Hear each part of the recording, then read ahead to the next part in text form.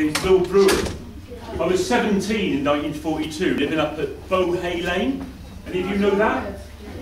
Yeah, I knew that. Well, 4th of May 1942, you probably know what happened. We were asleep, see, and my father wakes us up and says, Bill, the air raid warning sounding, get out of bed, come round, sit around the dining room table, like we always did, but I didn't want to get out of bed. I mean, the air raid sounding was always going on, you know.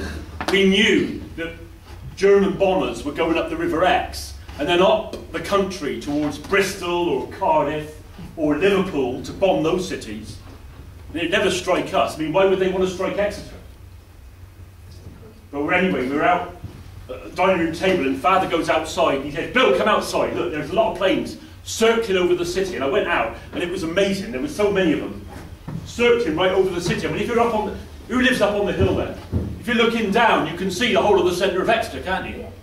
And the planes were circling right round, and then blazing fire, raining down, incendiary bombs. Well, we got in the ditch opposite, to shelter like, and Eileen, the girl next door, she comes in as well, but I don't want to stay there. And I says to Father, I'm going to go down and see what I can do to help. And Eileen followed me. Well, we went down towards the river, and there was nobody else on the street. All we could hear is the distant crashing and the crackling of the fires and the engines. Well, we got down to where the Exe bridge was, which was just a small bridge then. And over on the right, you know where the gas towers are there? One of them was there already, that long ago, and it was burning like a Roman candle. It had already been struck, see? And then we started making our way up 4th Street. We were going under the awnings, because the day before it had been quite sunny, and the awnings from the shops were still down, and we didn't want to be spotted by those bomber pilots. So Eileen and I were going up the side of the road, but we could feel the heat of the blazing flames of the centre of Exeter. I mean, it was all on fire. It was burning the back of our throats. It's like, you know, face covered in ash and sweat. It was so hot. But we went on up. I mean, I wanted to know what I could do to fight against this. And then when we got to the top of 4th Street, you know where 4th Street meets Market Street? Just before, well, I wanted to get past that into South Street, where Mr. Kinch was living. Mr. Kinch owns the shop that I worked for on a Saturday. I mean, I was only 17 at the time. But I couldn't get anywhere close, because when you got to the top of 4th Street, the flames were right across the road, you know, and everything was on fire. It was so hot, it's like a furnace. You can hardly imagine what it was like. Well, there were firemen there already, and they had their hoses trained upon the fire. It wasn't making much impact, though. It's just a lot of steam.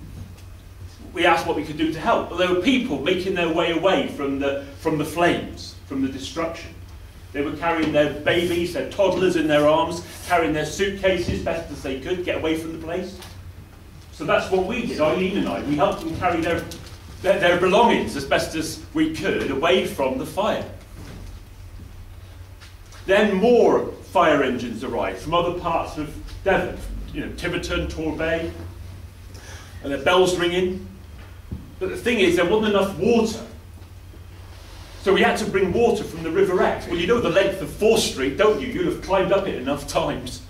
You know, we had hoses running all the way from the river right up the hill to the top. Well, we were pumping water all night long. We didn't even hear the all clear. I mean, the radio itself only lasted about an hour.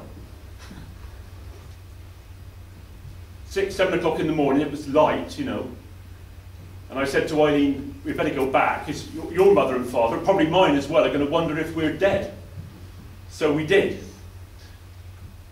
You can still hear the crashing of buildings falling down behind us. Came back over the Exe bridges and up towards our homes. The streets were still empty. I said to Eileen, tomorrow I'm going to join up RAF. That's what I did.